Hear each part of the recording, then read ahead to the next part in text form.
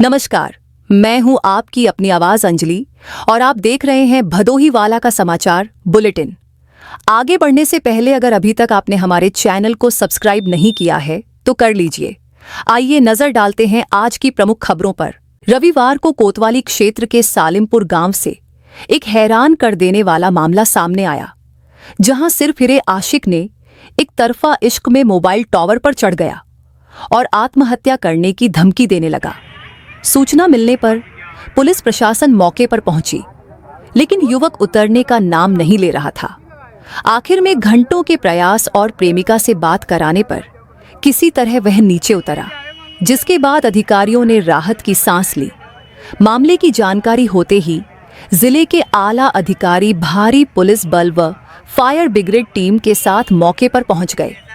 दरअसल कोतवाली क्षेत्र के याकूबपुर गांव के रहने सचिन उर्फ पवन पांडेय क्षेत्र की ही एक लड़की से इंस्टाग्राम पर लंबे समय से चैटिंग हो रही थी। इस बीच युवक लड़की के प्यार में एक तरफा अंधा हो गया। मामले की जानकारी होने पर दोनों के परिजन विरोध करने लगे। परिजनों के विरोध से ऊबकर युवक पड़ोसी गांव सालिमपुर में लगे मोबाइल टावर पर चढ़कर आत्महत्या की धमकी देने लगा। घंटों मशक्कत के बाद थक हारकर अधिकारियों ने मोबाइल पर प्रेमिका से बात कराया। इसके बाद ही युवक टावर से नीचे उतरा। टावर से उतरते ही पुलिस ने उसे हिरासत में ले लिया। अब जिले की अगली बड़ी खबर पर नजर डालते हैं। जिले में कुत्तों का आतंक जारी है। हमने कल ही अपनी खबर में बताया था कि कैसे जिले में हर महीने औसतन 6000 लोग कुत्तों के हमले का शिकार हो रहे हैं। रविवार की सुबह सुरियम्वा के अभियां गोहरवा गांव में 4 साल के मासूम अंकुश गौड़ पर एक कुत्ते ने हमला कर दिया और उसकी नाक का एक हिस्सा नोचकर भाग गया। शोरगुल होने पर परिजन पहुंचे, लेकिन तब तक कुत्ता भाग गया था। सुरियावा सीएचसी में प्राथमिक उपचार के बाद बच्चे को जिला अस्पताल रेफर किया गया, जहां से सर्जरी के लिए वाराणसी रेफर कर दिया गया। अभियां गोहरवा गांव निवासी अनिल गौड़ का 4 साल का बेटा अंकुश रविवार की सुबह घर के दरवाजे के समीप बैठकर बिस्कुट खा रहा था। इसी दौरान एक आवारा कुत्ता पहुंचा और बच्चे पर हमला कर दिया। ये देख आसपास के लोग शोर मचाते हुए बच्चे की तरफ भागे, लेकिन तब तक कुत्ते ने बच्चे की नाक का एक हिस्सा काट लिया था। कुत्ते के हमले को देख सभी स्तब्ध रह गए। परिजन लहूलुहान हालत में बच्चे को लेकर सीएचसी पहुंचे। वहां प्राथमिक उपचार के बाद उसे जिला अस्पताल ज्ञानपुर रेफर कर दिया गया। हालत चिंताजनक देखकर जिला अस्पताल के चिकित्सकों ने उसे वाराणसी रेफर कर दिया। बच्चे पर कुत्ते के हमले से ग्रामीण सहम गए हैं। गांव के बच्चों की सुरक्षा को लेकर परिजन चिंतित हैं। आवारा कुत्तों को पकड़ने के लिए प्रशासन से मांग की गई है। जिले में कुत्ते के हमले की यह पहली घटना नहीं है। इसके पूर्व भी 30 नवंबर 2022 को सुरियावा में 6 साल के सागर पर कुत्ते ने हमला कर दिया था। बचाने आई मां को भी काटकर गंभीर रूप से घायल कर दिया। चिकित्सकों ने बच्चे के घाव पर 23 टांके लगाए। इसी तरह 26 अक्टूबर 2022 को ज्ञानपुर कोतवाली क्षेत्र के मिश्रीपुर गांव में आकाश कुमार के 4 वर्षीय बेटे हरिभजन पर 4 कुत्तों ने हमला कर दिया। इससे उसे 18 टांके लगाने पड़े थे। अब रुख करते हैं अगली खबर। लोगों को फर्जी तौर पर हनी ट्रैप के जरिए फंसाकर उगाही करने वाला गिरोह आखिरकार पुलिस के हत्थे चढ़ गया। गोपीगंज पुलिस ने रविवार को एक महिला सहित हनी ट्रैप गैंग के 3 सदस्यों को गिरफ्तार किया है। ये गैंग एक अधिवक्ता सहित 2 लोगों को गैंग रेप के मामले में फंसाने की साजिश रची थी। गैंग की महिला सदस्य ने पुलिस से गैंग रेप की शिकायत भी की थी। पूरे मामले की जांच के दौरान पूरा मामला फर्जी निकलकर सामने आया। साथ ही पुलिस को यह भी पता चला कि यह गैंग कई अन्य को भी अपना शिकार बना चुका है।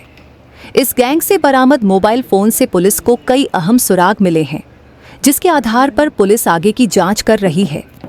अब एक खबर किसानों के काम की। जिले में धान की खरीद शुरू होने में भले ही महीनों का समय बाकी है, लेकिन विभाग ने खरीदी केंद्रों के निर्धारण की कवायद शुरू कर दी है। विपणन विभाग ने वर्ष 2025 से 26 में धान खरीद के लिए 30 केंद्र बनाने का प्रस्ताव तैयार किया है। 2024 में जहां 41 केंद्रों पर खरीद हुई थी, वहीं 2023 में यह संख्या 52 थी।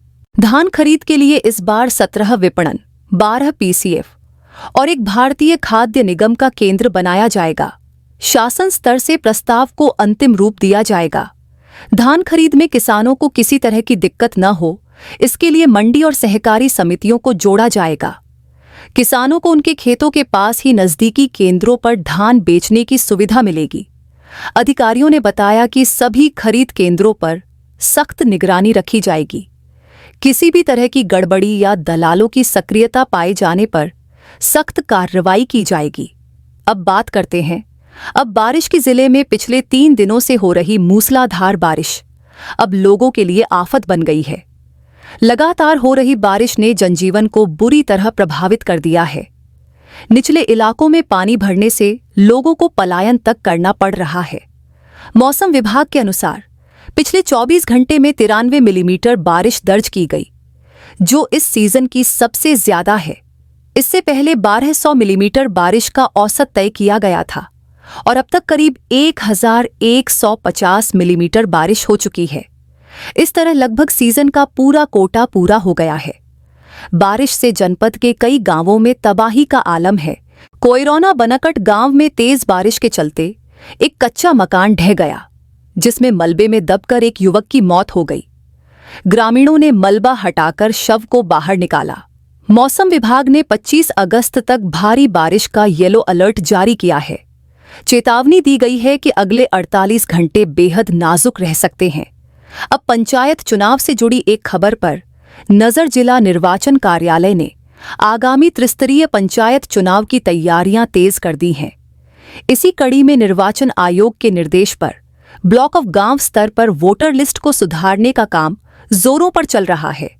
बीएलओ घर घर जाकर मतदाताओं के नाम, पते और पहचान संबंधी जानकारी की जांच कर रहे हैं। जानकारी के अनुसार निर्वाचन आयोग ने 18 से 29 अगस्त तक विशेष अभियान चलाने के निर्देश दिए हैं। इस दौरान मतदाता सूची में नाम जुड़वाने, हटाने और संशोधन की प्रक्रिया पूरी की जाएगी। जिन मतदाताओं का नाम सूची से छूटा है या जिनमें गलती है, उन्हें सही कराने का अवसर दिया जा रहा है। आज के बुलेटिन में इतना ही। कल फिर मिलेंगे। तब तक के लिए नमस्कार।